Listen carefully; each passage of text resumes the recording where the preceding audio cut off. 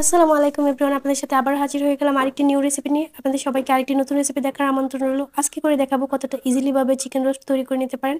আমার তৈরি করা যত রোস্ট ছিল সবগুলো রেসিপির মধ্যে এই রেসিপিটাই সবচাইতে বেস্ট, মানে এতটা মজার ছিল আর এতটা অল্প সময়ে আমি তৈরি করে নিয়েছিলাম। রেসিপিটা খুবই ঝামেলা কম একটা রেসিপি। তো আমি এই রেসিপিটা তৈরি করার জন্য কিন্তু কোনো এক্সট্রা মশলা ইউজ করি নাই, মানে আমার কোনো আলাদা মশলা তৈরি করতে হয় নাই। আমি কিন্তু একটা রেডিমিক্স মশলা দিয়ে এই রেসিপিটা তৈরি করে নিয়েছি।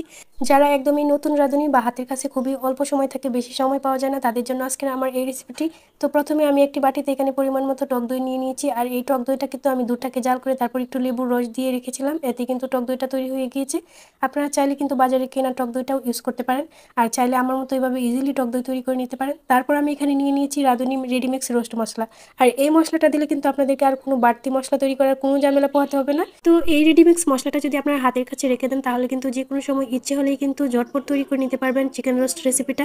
এবার আমি টক দইয়ের সাথে এই মশলাটাকে একদম মিক্সড করে নেব, তার জন্য আমি মশলাটা এখানে ঢেলে দিয়েছি। আমি এখানে টক দই নিয়েছি হাফ কাপ, আর এখান থেকে পুরো মশলাটা আমি এখানে ঢেলে দিয়েছি। এবার আমি টক দই আর এই মশলাটাকে খুব ভালো করে একটি চামচের সাহায্যে মিক্সড করে নিয়েছি, আর এটাকে একটি সাইডে রেখে দেবো। তারপর আমি এখানে নিয়ে নিয়েছি চিকেন, আর চিকেনগুলোকে আমি কিন্তু পিস করে নিয়েছি। এখানে আমি 5 থেকে 6টা চিকেন পিস নিয়েছি। তো এই পিসগুলোকে আমি একটু সামান্য পরিমাণ লবণ দিয়ে মেখে নিচ্ছি, এবার এগুলোকে আমি তেলে ভেজে নেব। তো আপনারা চাইলে কিন্তু এখানে জাস্ট একটু সামান্য পরিমাণ আদা রসুন বাটা বা কাঁচামরিচ বাটাও দিতে পারেন, তবে আমি এগুলো কিন্তু ইউজ করি না, এটা কিন্তু অপশনাল। তো সামান্য পরিমাণ লবণ দিয়েও ভেজে নিতে পারেন বা লবণ ছাড়াও কিন্তু এটাকে ভেজে নিতে পারেন। এবার তেলটা গরম হয়ে আসলে চিকেন পিসগুলোকে আমি এখানে দিয়ে দিয়েছি। এবার আমি এই চিকেনগুলোকে কিন্তু মিডিয়াম হিটে অনেকক্ষণ পর্যন্ত ভেজে নেব, আর এই চিকেনগুলো ভাজার সময় কিন্তু একদম লো করা যাবে না হিটটা, তাহলে কিন্তু উপর থেকে একদম শক্ত হয়ে যাবে আর ভিতরে কিন্তু তখন মশলাটা ঢুকতে চাইবে না।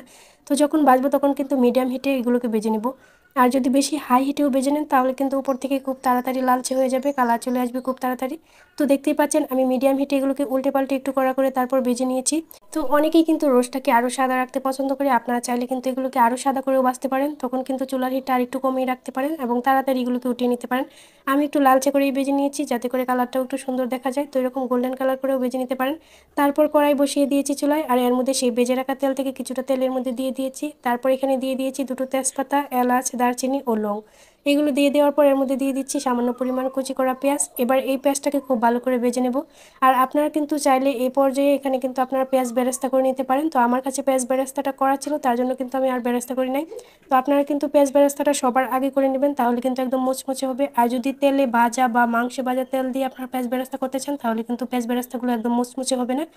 তো দেখতেই পাচ্ছেন পেঁয়াজটাকে একটু ভেজে নিয়ে তারপর এখানে 1 চামচ পরিমাণ আদা বাটা আর 1 চামচ পরিমাণ রসুন বাটা দিয়ে একটু ভেজে নিয়েছি। তারপর এখানে দিয়ে দিয়েছি 1 টেবিল চামচ পরিমাণ পেঁয়াজ বাটা। তো এই সব কিছুকে আরেকটু সামান্য পরিমাণ ভেজে নিচ্ছি। তো এইগুলো একটু পরিমাণ মতো ভেজে নেওয়ার পর এর মধ্যে আমরা দিয়ে দিব সেই মিক্সড করে রাখা দই আর মশলাটুকু। এবার এই দই আর এই মশলাটুকুকে আমরা খুব ভালো করে এটাকে কষিয়ে নিব।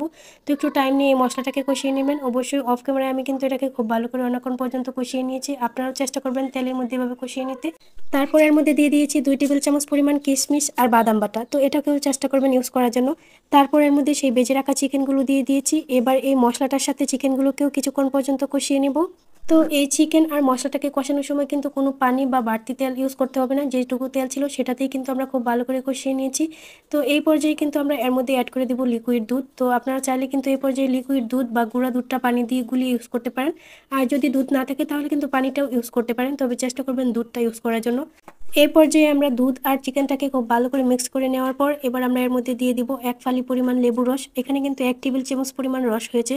তো এই যে লেবু রসটা ইউজ করেছি, অনেকেই বলেন যে দুধ আর লেবু রস দেওয়ার পর কিন্তু অনেক সময় দুধটা ফেটে যায়।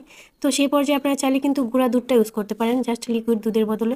তো এবার দেখতেই পাচ্ছেন এর মধ্যে দিয়ে দিয়েছি স্বাদ মতো লবণ আর দিয়ে দিয়েছি সামান্য পরিমাণ চিনি। এবার সব কিছুকে আবারও মিক্স করে নেওয়ার পর ঢাকনা দিয়ে ঢেকে রাখবো কিছুক্ষণ পর্যন্ত।